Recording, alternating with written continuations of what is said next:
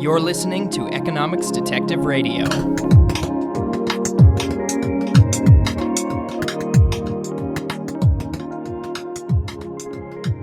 My guest today is Melanie Meng Xue of Northwestern University. Melanie, welcome to Economics Detective Radio.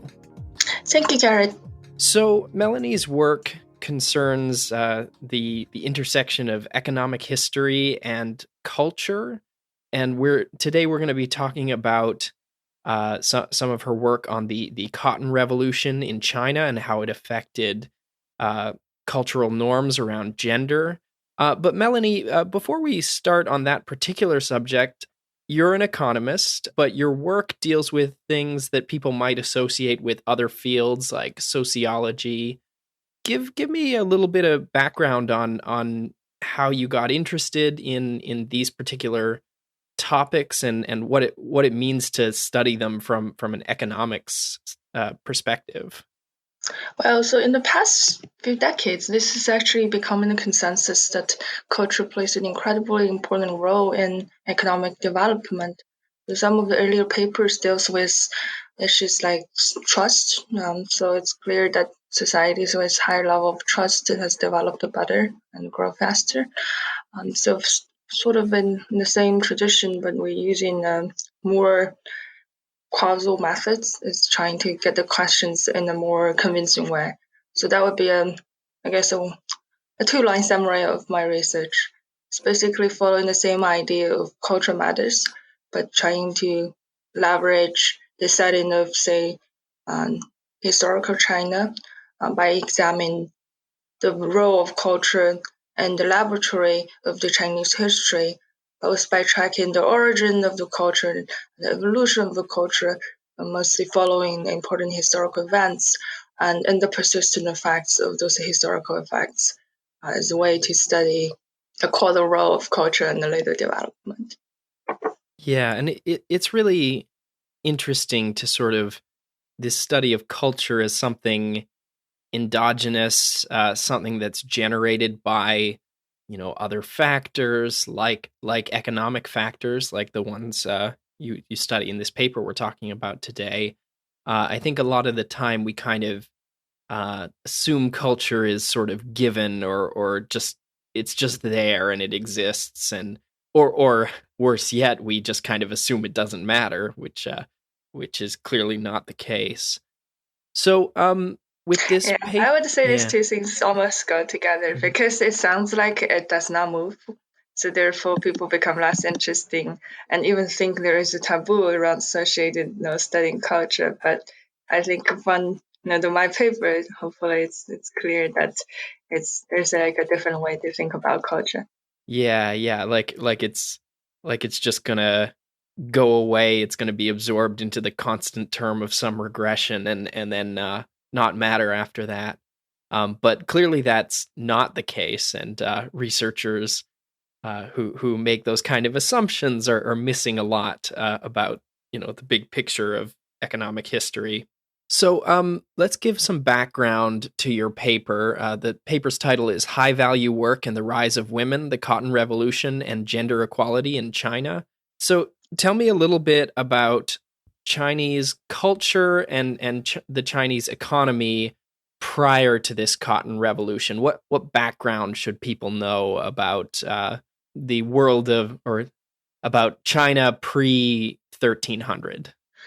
So in one sense, like Chinese society wasn't that different from a lot of pre-modern societies. It was fairly developed on a few dimensions, which is actually quite important for understanding the context of this historical experiment. So for one, it had a fairly large domestic market as relatively good trade infrastructure. So this is mostly the Grand Canyon and the Yangtze River network, which is where you had both the raw cotton and the cotton textiles being transported around the country. So this I would say is an important basis for generating such high incomes once upon the availability of those spinning and new spinning and weaving technology, which is basically what the cotton revolution is about. And then on top of that, I think it's important to remember it was a fairly centralized state. So this is a thing which makes it different from most other pre-industrial societies, where the state either did not exist or existed on a fairly much smaller scale. So I guess in the paper when previously we're talking about you had how is that possible to even study culture, or what do we mean by culture comes from or can be shaped by economic forces, but can still be an independent effect on later outcomes.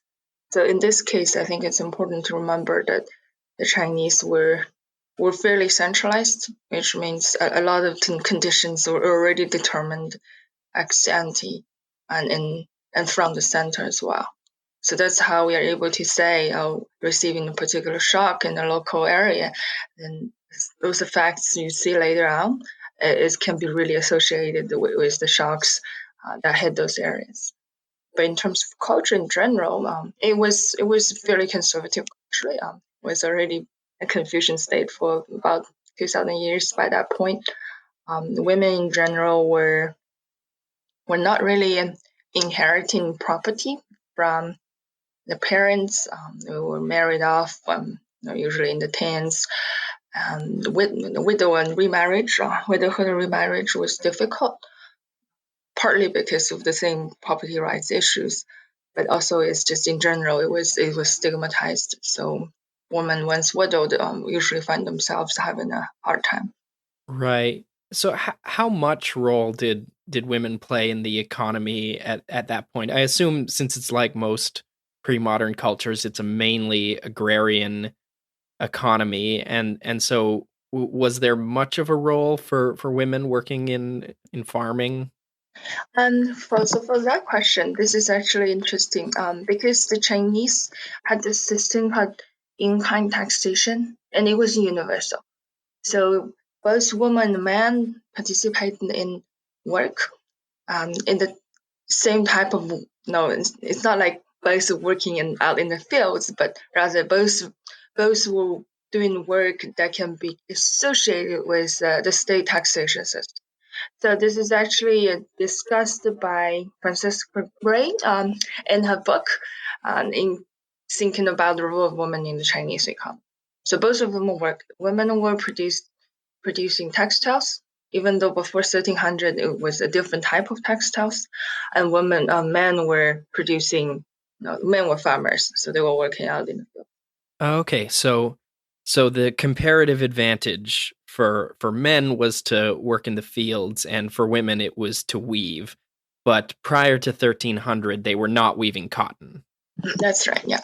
Yeah, so I must admit that my knowledge of Chinese history, a lot of it comes from the History of China podcast, which, note to listeners, I highly recommend. But that podcast goes through in chronological order, and the most recent episode ended in, I think, 1056. So I know a lot of Chinese history prior to 1056 and very little after that.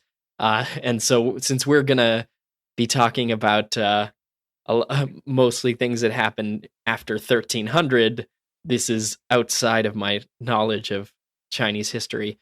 So tell me about the cotton revolution. Like how was cotton introduced to China, and cotton weaving in particular? So in the paper, we mostly focus on 1300s because this is when the story about this legendary woman, Wang Jiaopo, first brought this technology from a little island just south of mainland China, where there's like a group of ethnic minority lives. No, for record, they're actually still there and still using the same technologies producing textiles even to this day. So around 1300, so there was this woman who brought this technology from that island back to her hometown, where today's Yangtze Delta is at, and that's the origin of the cotton revolution. So thinking about a slightly longer horizon, you probably would think of the use of cotton, which precedes this period, and the difference the 1300 period made is, one, the technology became available, so the the fabric, which existed before 1600s, can now be more effectively turning into finished cloth. So obviously, you still has to go through spinning and weaving all the stages, but now the technology became better, so this process became much more smooth. And outcome is each individual textile worker, those people who worked at home, now they were producing much more cotton textiles.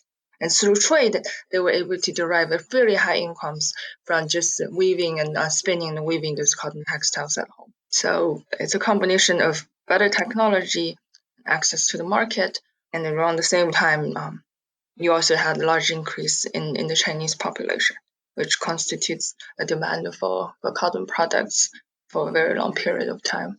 And this was a major industry in China. I'm given to understand, correct? Yeah, so in the paper I talked about the percentage of tradable goods. So if you look at the breakdown, some of the well-known products, thinking about silk, it's just only 3% in terms of its domestic economy, where cotton was like 26%. So just to give you some magnitude. So it was really important. It's where elderly people wore and every day. So that's people's first two needs would be eating and wearing clothes, and cotton textiles was there to meet that demand. So your paper's quite interesting in that you in just what you're trying to study here, which is the change in gender norms and culture. How do you go about gathering data on that? What are your data sources for this study? So the nice thing about China is it does have a written history. So usually, when it comes to studying pre-modern societies for much of the world, we would have to rely on mostly just ethnographic sources. So in the case of China, so even though it's not high, it's not like all the way developed today, but it does have written sources going back a long time, going back 2,000 years. The type of data I'm using in this paper and the local gazetteer have been well preserved since the time of, say, actually the same time around the Cotton Revolution, 1300s. So just to prepare you, it doesn't really have like the price and the quantities as we usually think, but it does tell you if whether or not these cotton textiles were produced in a specific location. Depending on if it's prefecture level or a county level gazetteer I'm using, it tells you if this particular prefecture or county has produced any significant amount of cotton textiles. And the same data source also tells me if silk or linen, other type of textiles or other main, and the main production is going on. I think if wheat or grain, those will be listed as well. Okay, so you have data going back 700 years on which particular parts of China, down to a very fine degree, were producing significant amounts of cotton, where compared to which parts of China were not. So you have some natural variation there that you can use to study the effect. So depending on matching, going from the historical periods to modern periods, it's anywhere between 20% to 25%. It's roughly a quarter of the prefectures and a quarter of the counties were producing cotton textiles. Okay. Yeah. So what's your main outcome variable in terms of measuring the effect of economics on culture? What's your measure of culture? So this is actually one of the most important questions for this entire paper, because if you take a look at the paper, you notice there's a large number of outcome variables, and some of those might come across as totally different from others. But yes, depends on the context of using a number of different outcomes to proxy culture. So in the main regression, I use sex ratio births. So thinking about the context of 2000, China in 2000, that's when the one-child policy was in place. Ultrasound screening has become rather prevalent. Means everywhere has similar access to it. And then people were really selecting the gender of their children. So from there, interpret this as an objective measure of the underlying preference on the society, or you think about the preference or the cultural value society place on women relative to men. So this is going through like many regressions in the paper. So the bulk of the paper is all about that particular outcome variable. Right. So sex selective abortion as a measure of cultural preference for or against one gender or the other. So, well, let's start with your main result. Do you see a connection between cotton textile production in the past and sex selective abortion in 2000, and how strong is that effect? So if you look at the baseline, I don't remember on which page this is at, but on average, cotton textile production in historical terms translates into a reduction in sex ratio skewness by 3 to 4 boys per 100 girls. So the average is 118 boys were born when you have 100 girls were born. So the natural sex ratio will be somewhere around 103 to 106. But yeah, in China, 2000, it was as many as 118 boys were born. Huh. So it's the natural ratio isn't 1-to-1 then? I kind of wish I'd studied up on this, but yeah, it's usually not, because boys die right. at a higher rate than girls over the course of their life. It's usually, true in some societies, there's sometimes you can even have it opposite way, but on average, a natural ratio will be 103 to 106. So it bursts. So that's at the moment when they were born. All right. So so we see this in so the effect then of being in one of these cotton producing areas, formerly cotton producing, so we're looking at the past, or this is the baseline. So we can't really say that it's that it's definitely causal, but just looking at baseline, just the basic correlation there is it's quite large. It's four for every 100, or 4 to 6. Yes. Well, it's a quarter of the standard deviation. So yes, it's not a trivial amount, I would say. Mm-hmm.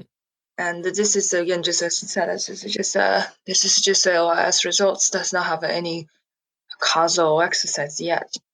Later we can briefly discuss what is the exogenous variation in the cotton textile production, which will help us to see the causal side of the story much better. Yeah. So what we really want to know here is, was it culture?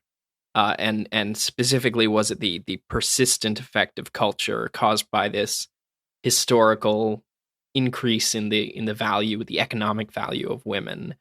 And so the baseline is there is some correlation there, but it could be caused by other factors. So tell me about what some of those potential confounding factors were, and what you had to control for.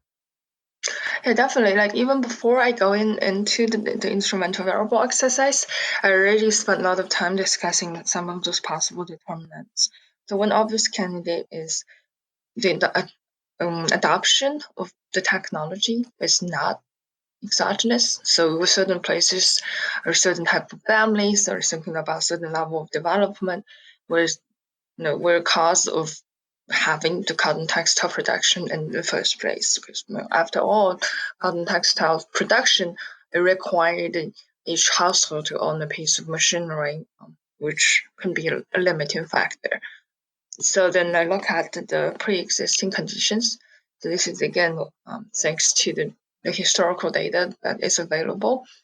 I can look at if placed, if we compare two places with extremely similar level of population density or distance to the trade network and the other proxies or indicators of development, say like distance to the trade routes, and restrict the sample to two quantities, right? Or pair of quantities, thinking about infinite pair of quantities with extremely similar characteristics. So I can restrict the sample to only those places and do the same exercise, or using so-called propensity matching non-parametric estimates, and it will still get you very similar results. Mm-hmm. So this is, I believe it's in the appendix. Yeah, it will still be somewhere around the 3 to 4. If anything, it will be a little bit bigger. So if we restrict the sample to only 200 counties with almost exactly the same characteristics along the lines of pre-1300 development, then you have as big as 5.5 boys per 100 girls in terms of the magnitude of the facts. Yeah. So this tells us that there doesn't really seem to be a story, and you just have places with more developed or economically more advanced, or therefore probably is socially more progressive in today's China. We believe in that there's any persistency level of income. And it doesn't seem to be the case that we're really just picking up those areas. Therefore, that will give you definitely a spurious correlation between cotton textiles and today's sex ratio. Yeah, it seems like I'm just looking at the table of your ordinary least squares results. For listeners, that's just sort of a simple linear statistical model, and seems like no matter what you control for, you always get this result that cotton textiles production in the pre-modern period has a significant effect, 3 to 4 Boys, per less 100 girls. boys, per 100 girls, so there's That's right. so the effect is large, it's significant, and it seems to stick around no matter what you control for, but you also provide you use other statistical methods to sort of reinforce this result. So just tell me, so like what might be we still worry about when looking at the OLS results? What could potentially still go wrong in that estimate? Well, I think the relationship between the cotton textiles and sex ratio at birth is pretty robust. The most important question here, or is like a different way to ask the same question I asked earlier, is more like the interpretation. So, it's one thing to say there is a relationship between textiles and sex ratio birth. It's another thing to say this is a reflection of their attitudes. So I think that's the part that's actually much harder. And I think the only way to deal with this is to looking at the same relationship in a different context. So now you have a scenario where this is socialist to China still, and you have this technology, you're able to select the gender of the babies, but you can think about a more restrictive context, say like the periods when men and women had exactly the same wages, which is in the 18s, 80s, and the 90s, and if you can still find the same effects. So much of the paper is actually dealing with that question. But coming back to this question about if this relationship itself, right, is telling you, can we go a little bit more further on just this set of results itself? I would say it's useful to look at a comparison between cotton textiles and other type of textiles. So there's a table in the paper also just precisely on that point. So if we think there is something about this, there's some textiles going on, and then there is a different attitude towards women, then you should also see the same relationship between other type of textiles. But then we don't see anything like that.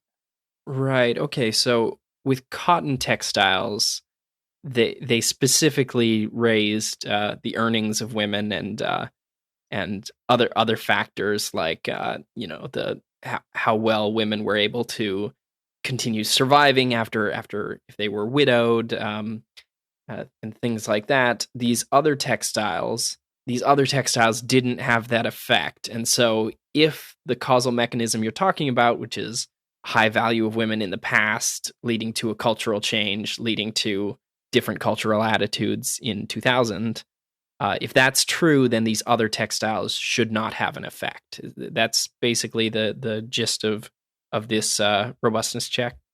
Yeah, that's partly why this robustness check is there, to answer this very specific question about if there's anything to do with how much they earn and the attitudes, the transformation of attitudes. So if that is the question, then that is the table to answer that.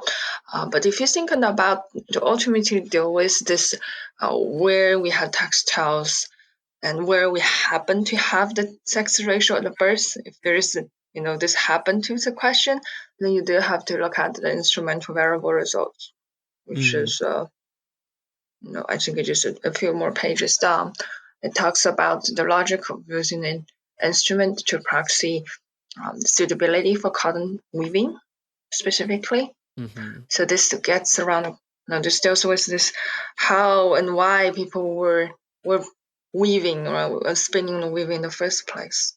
Right. Okay. So the worry is that there could be some third factor that causes both, gender attitudes or somehow affects sex selective abortions and also affected the likelihood of adopting cotton weaving as an industry. And so this instrumental variable approach is trying to look at something that could only have affected the adoption of cotton weaving and see if there's still a correlation there. Yeah, basically the instrument variables, the ideal instrument, it would have an effect on sex ratio at birth, but only through historical cotton textile production. So this is why the paper goes into great lengths explaining you have this instrument provides a source of variation in cotton weaving, but it's so specific that it really is not correlated with all these other suspects you usually think of. So it has very little correlation with other type of textiles. So the conditions good for cotton weaving really is not the conditions also good for silk or linen production. And more interestingly, because some people, when they think about cotton textiles, they immediately think about a picture of raw cotton or cotton picking. This, again, in the instrumental variable results, you can see the instrument is in fact correlated with raw cotton in this other direction. So this tells us for sure that we're not really talking about cotton picking, which is a much lower valued activity, which women, both the men and women, participated in, but arguably women were quite important in picking cotton as well. But then this is not what our results tells us. Right. So what exactly is your instrument? It's the climate of the region or what? So thinking about the technical specifications of cotton weaving, this is actually one of the most important subject area in a lot of cotton textile machinery and engineering studies in the early 20th century. So there's a lot of studies and books being published on this topic area. So more recently, then the research interest has waned down because it's not as major in the industry. It's still very important, but it's not as prominent as in the Industrial Revolution. So a lot of those books talks about the ideal climate for cotton weaving or spinning and for different type of textiles. So just going from those books, you can look at the exact conditions that predict an optimum level of weaving. But there's also just a simple narrative when we talk about, it is well-known fact that on certain days, weaving is more difficult than on others. And this difficulty is generally associated with a dry east wind. On such occasions, weaving is difficult even with the bulbs in the factory showing a percentage of humidity, which would be considered ample on the average day. So this is by an author, Lander, written in 1940 or 1914. And it's talking about England, manufacturing in in England. So this tells us that it was still true, even the time where artificial humidification became available, that a wetter day, right? This paragraph, the focus is, a wetter day always makes the spinning and the weaving much easier. So back in the context of China, it's So why is that? um, Can, sorry, I did not go into the why part. So thinking about the textiles, they go from cotton yarn to cotton cloth. So nowadays we just see the finished cloth. That's what we wear. But before they became cloth, there was a stage between it was raw cotton and it became cloth. I mean, that's Mhm. actually multiple step process. But thinking about the last step, the weaving stage, the cotton yarn, for it to become cotton cloth, you have to weave it, right? So there's a loom in place to turn the yarn into the cloth. And if it's dry, then what happens is the fabric just keeps breaking. So you don't get the cotton cloth that way. Even if you do, it will be of much lower quality. Right. So I can imagine an objection to your original regression saying, okay, what if some parts of China were more sexist already in the year 1300 and those parts didn't adopt cotton weaving because of sexism? Maybe the causation runs the other way and they didn't want women engaging in this economic activity that for one reason that was more productive, sort of shooting themselves in the foot out of their misplaced biases. Yeah, and I can see that concern. So that's partly why I was also making the point about the centralized state. So this is nice thing about this context we're looking at, which is at the local level, no, you don't have this type of variation. Say like we get together, now a group of men, and decided that this is shooting ourselves in the foot, and we're gonna pass a law and saying now we just no, we're not gonna allow women to weave. But this kind of institutions was actually absent in China. So most of the laws were made at the state level and with very little local variation. But of course, there will be informal institutions, and in this paper, we don't really distinguish between informal institutions and culture. So it's Right. certainly possible there is some change at the level of, say, the clans, and they will be treating women differently. There might be no differences in the dowries and the bride prices, but as a result of cotton textile production. So that would be my interpretation. But But yeah, your humidity index, shows that the places with the best humidity for weaving were the ones that adopted weaving. So it really seems like, it can't be that culture determines oh, the adoption of cotton that part, weaving. yeah, that part for sure. Like if you're thinking about if it's pre 1300 conditions that leads to differences in adoption of this technology itself, the instrument variable will definitely take care of that. So I was earlier saying, even you're thinking about the over time, what were the possible scenarios, and that's where the overall institutions and the legal environment became relevant. But if what we worry about is if it was the pre-existing conditions, especially if it was the more hostile local culture, also predicts less likelihood and lower likelihood to have cotton textile production, then the instrument variables would totally answer that question. So I'm fairly convinced that this adoption of cotton weaving and the relative increase in women's ability to earn has had this persistent belief on culture. Do you have other measures or other sort of indicators that is the correct story besides just sex selective abortion?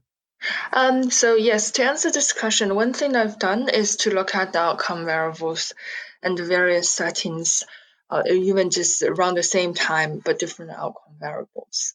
But before I get to that, I think it's also important to mention this instrument is highly specific. So when we're thinking about the instrument, we shouldn't be thinking of it just as some linear instrument, basically captures humidity and the wetness of the area. So that's not it. So if you take a closer look at the instrument, it's something that is so specific that it would be really hard to make up a story to think about it's some other variation in the natural environment, or might be correlated with other endowments of the area. So to extract the relevant variation, I'm looking at first it's a range of humidity, but it does not just go all the way to 100%. So the way for the humidity instrument to work is if you're somewhere between 60 to 85% the monthly average humidity level, and that is the area where cotton textile production was even possible. That's what the technical specification says. If you're thinking of we're just looking at wetter areas, and maybe wetter areas is somehow just magical and good for everything, that would not be the concern. And on top of that, there's even additional variation in this final instrument, which there's a map for it, I believe.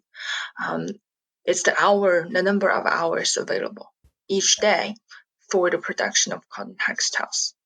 So I think once we go there, we really should be fairly confident that we're talking about something directly related to cotton textile production, and not some closely related production, which you can think of rice and tea, might also grow better where places are wetter.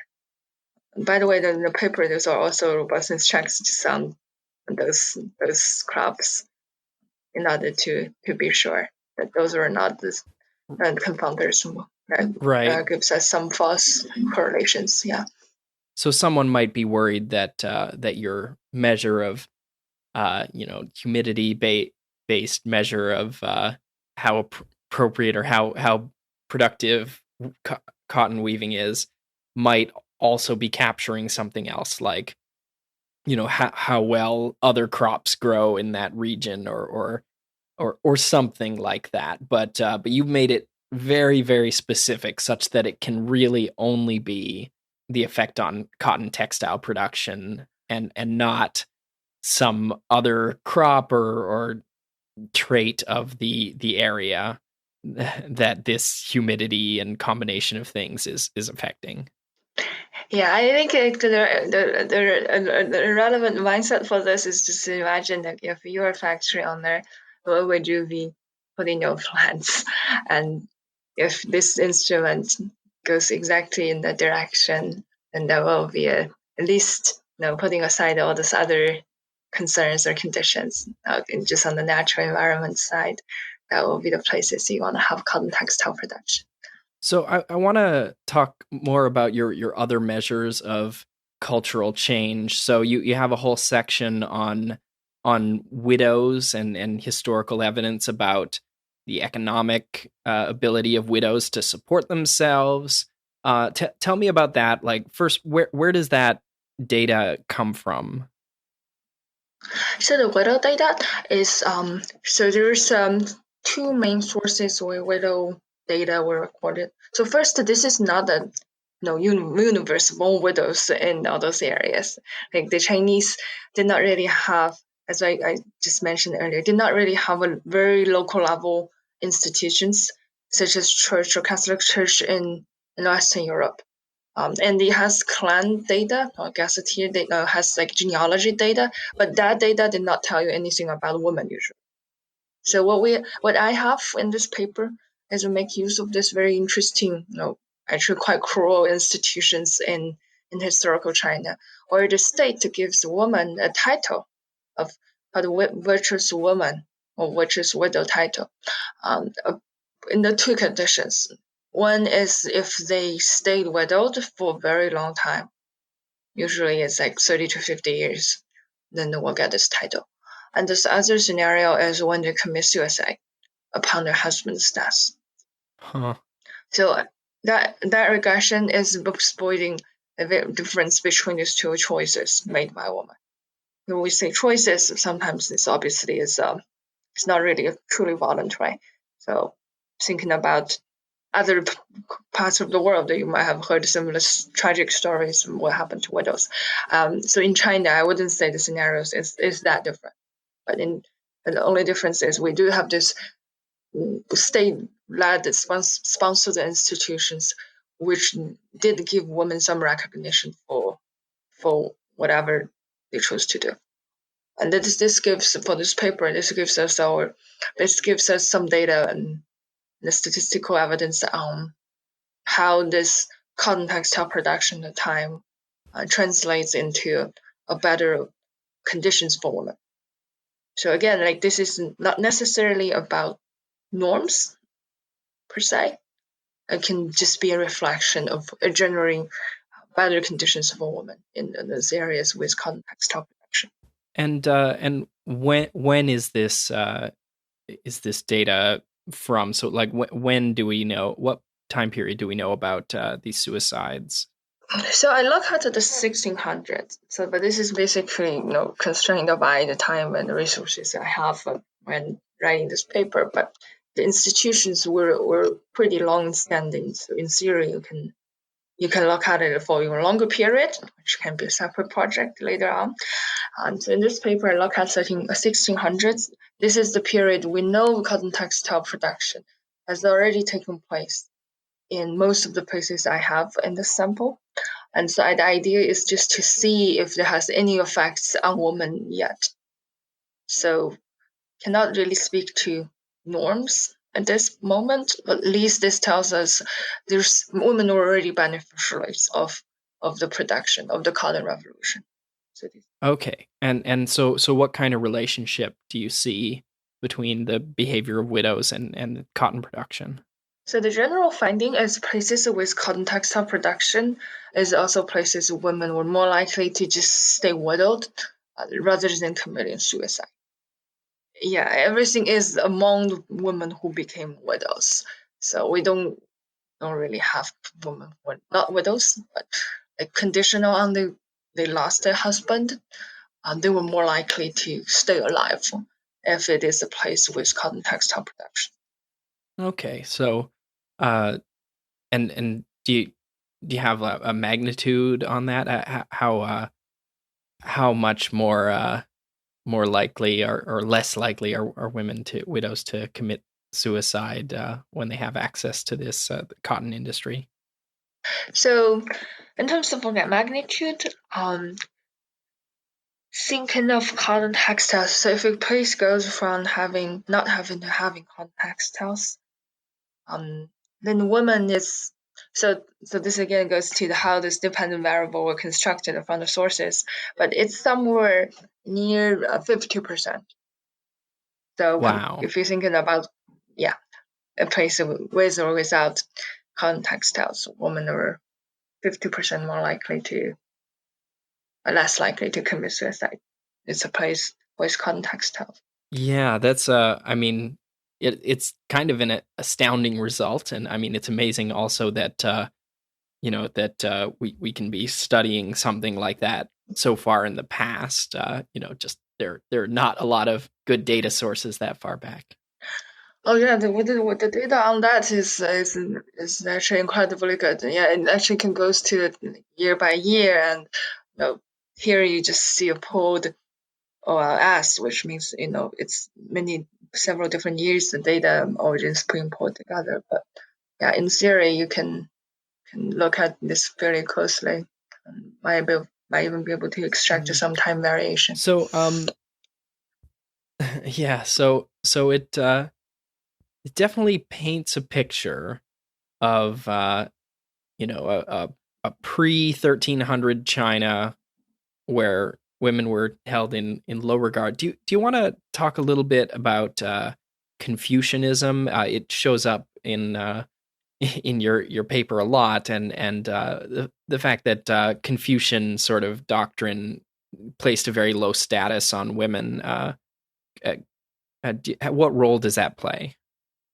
I wouldn't just put a label on it no, Confucianism necessarily means women have low status. It's actually pretty complicated institutions, and if you have read like anthropological literature on women's status in pre-industrial societies, you will notice it's actually very hard to compare women's status across culture in such general terms.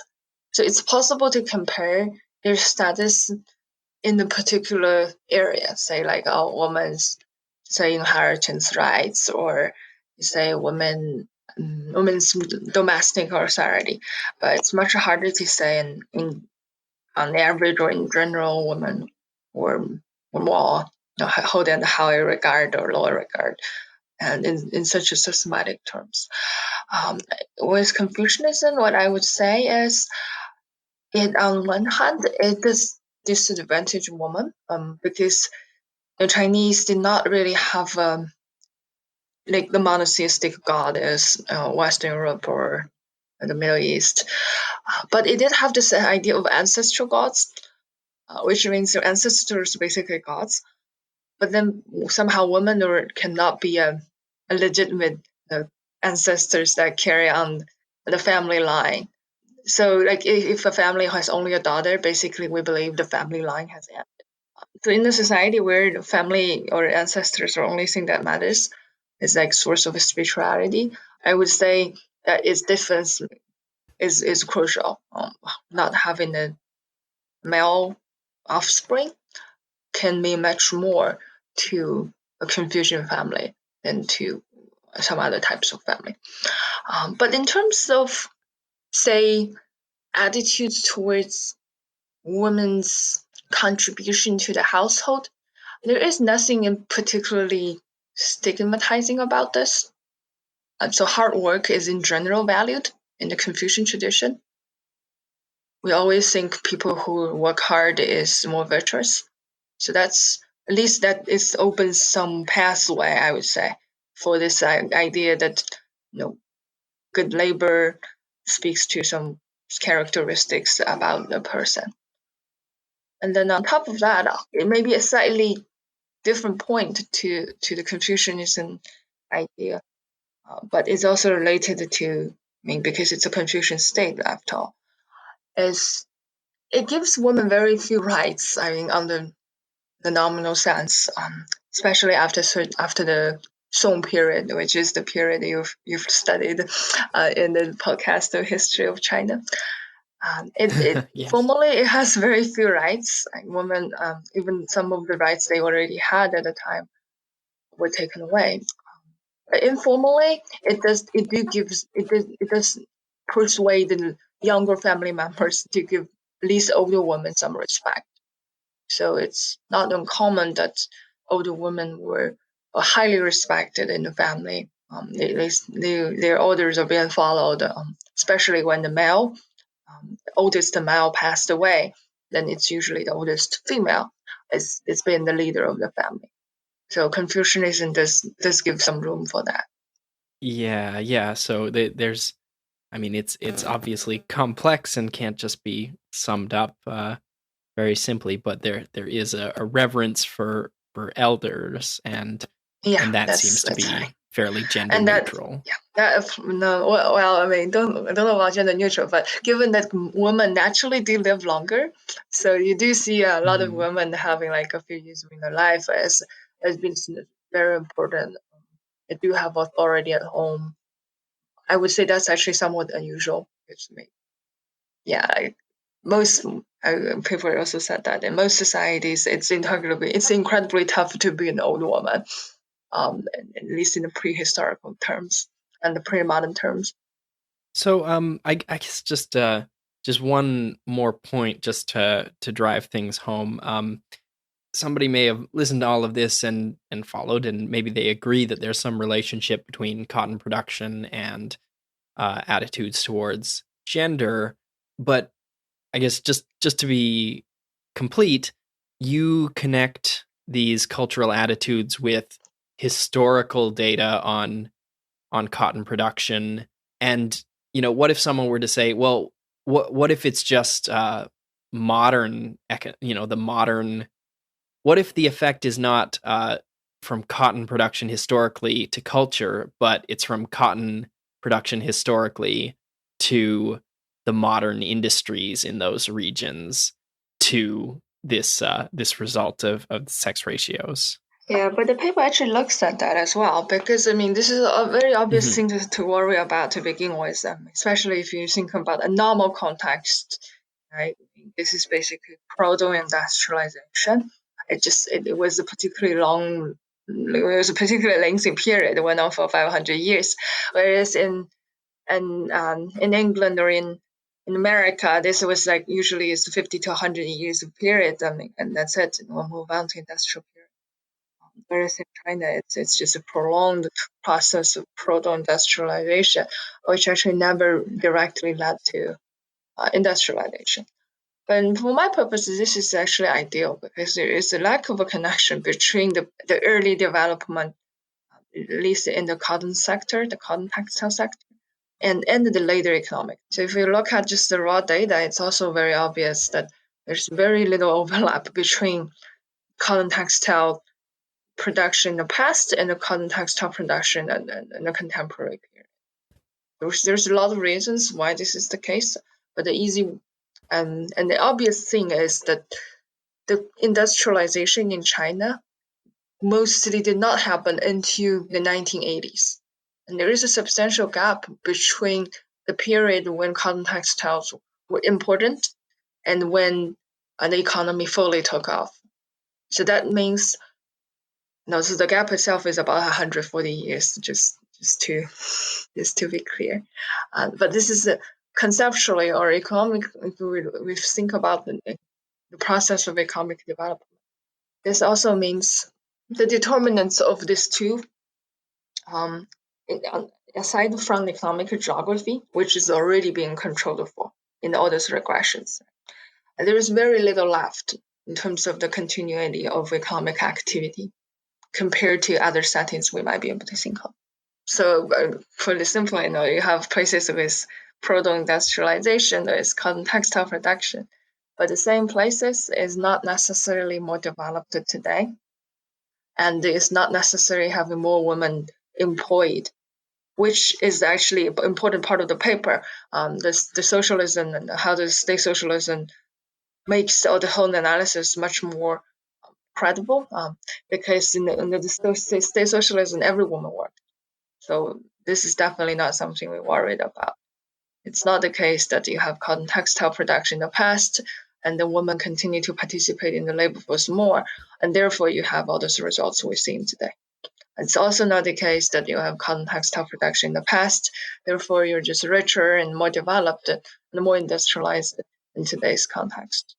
Right. So there's this discontinuity between the pre-modern economy and the modern economy of China, and it makes it very implausible that there would be some kind of economic causal factor affecting your results. Rather, it's more likely that it's these long-running cultural attitudes that have been carried forward from having centuries of differences in women's ability to produce and earn. So yeah, I would say this is very important to bear in mind. I mean, especially compared to other contexts where the growth or development was much more of a continuing process. And there's in China, you had the first wave of industrialization was completely led by the treaty ports system, which is something was should be implanted, transplanted from the West, starting from institutions, but also has economic activity, which is actually a paper.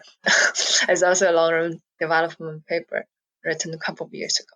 But then it was a socialist movement where there was also a lot of artificial attempts to promote industrialization and often in undesirable locations. This is actually also a paper and talking about the effects of modernization or industrialization promoted by the socialist China in the 60s. So it's both there is the discontinuity and there is a component of artificial planning, both because of the treaty port history and the more recent history of state socialism. But let me say just one more thing about the pre-modern period itself. So I think one thing is comes across as like unusual to the modern readers is the dynamics of pre-modern economy. So what happens in the pre-modern economy where there is a higher level of production, right? Is really different from in the modern context. So China was actually a case in point.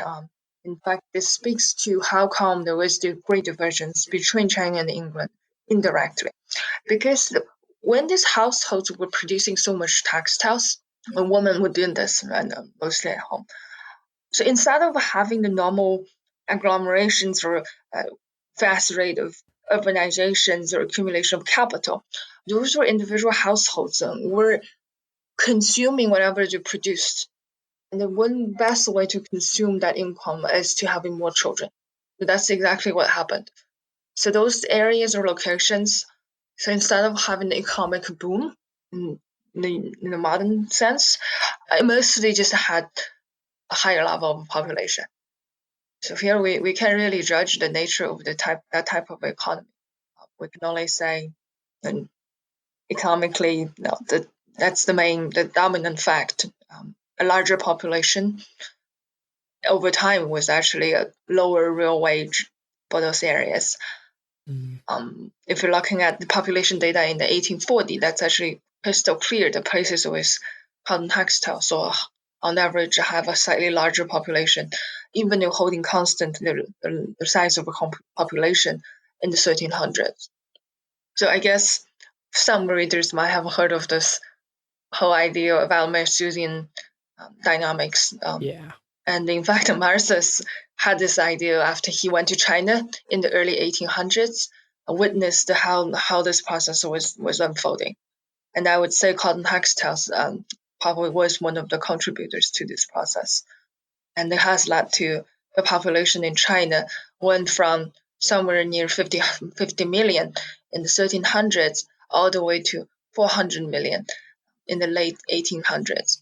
Yeah, you gotta feel kind of bad for Malthus having a theory that was true, basically true up to the point where he wrote it down, and then became false thereafter because of innovations in agriculture and industrialization. Yeah, definitely. Yeah, I mean that's why I said that it's interesting. How come this same innovation in China did not really lead to what we saw in England or in the US? But I mean, in this paper actually does speak to a little bit of that because we're thinking about household production versus the more centralized factory production, and the various effects we have based on different mode of production, and how does that affect women differently? Yeah. Well, my guest today has been Melanie Meng Xue. Melanie, thanks for being part of Economics Detective Radio. Thank you, Gary, for inviting me.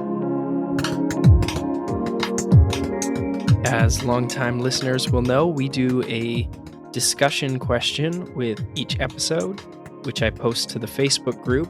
That's Economics Detective on Facebook. And it's a closed group, so you need to request permission to enter it, and then I'll let you in, and you can join the discussion. So the discussion question for this episode is: how convinced are you that economic conditions can create long-term changes in cultural and social attitudes? And also, do you have any good examples of cases where you think this has happened?